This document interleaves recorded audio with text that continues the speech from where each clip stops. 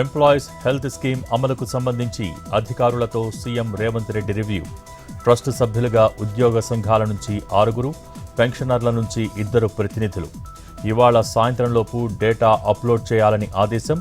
ఈ వివరాల ఆధారంగా డిజిటల్ హెల్త్ కార్డులు, క్యాష్లెస్ చికిత్సా సేవలు.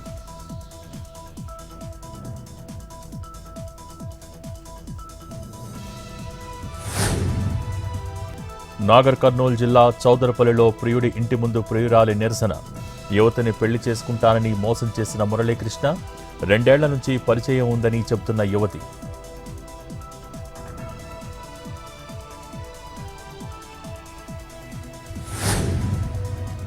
మంత్రాలయం తుంగభద్రా నదిలో నిన్న స్నానాలకు వెళ్లి 5 గల్లంతు. ఇప్పటి వరకు 4 మృతదేహాలు లభ్యం.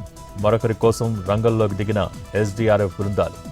తుంగభద్రను జల్లెడపడుతున్న ఎస్డీఆర్ఎఫ్ బృందాలు.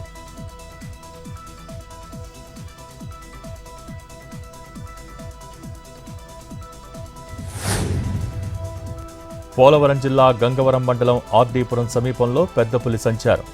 పులికొండ, ఎద్దులకొండ అటవీ ప్రాంతాల్లో అడుగుజాడల గుర్తింపు. స్థానిక గిరిజన గ్రామాల ప్రజల్లో భయాందోళనలు. విశాఖ, రాజమండ్రి నుంచి ప్రత్యేక నిపుణుల బృందం డ్రోన్లు, ట్రాప్ కెమెరాలు, టెలిమెట్రీ పరికరాలతో పులి కదలికలపై నిఘా.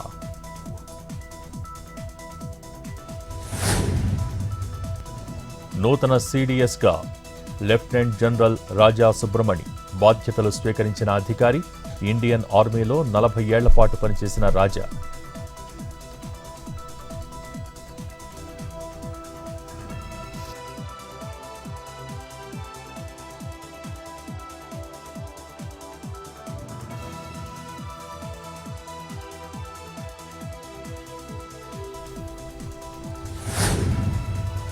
వచ్చే నెల జూన్ 3న కర్ణాటక సీఎంగా డీకే శివకుమార్ ప్రమాణం.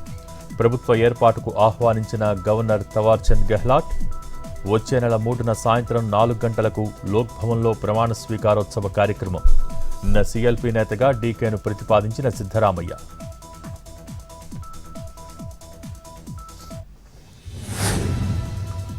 భారీ ఉగ్ర కుట్రను భగ్నం చేసిన ఢిల్లీ పోలీసులు. 9 మంది ఐఎస్ఐ ఉగ్రవాదులు అరెస్ట్. ఢిల్లీ, ముంబై సహా పలు నగరాల్లోని కీలక సంస్థలపై దాడికి ప్లాన్. నిఘా వర్గాల సమాచారంతో దాడులు చేసిన పోలీసులు. భారీగా ఆయుధాలు, పేలుడు పదార్థాలు సీజ్.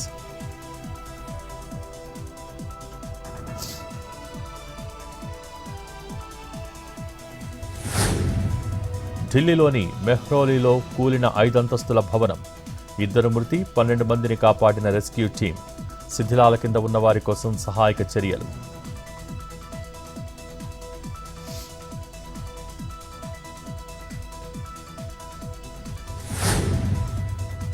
ఢిల్లీలో మోస్ట్ వాంటెడ్ క్రిమినల్ అరెస్ట్.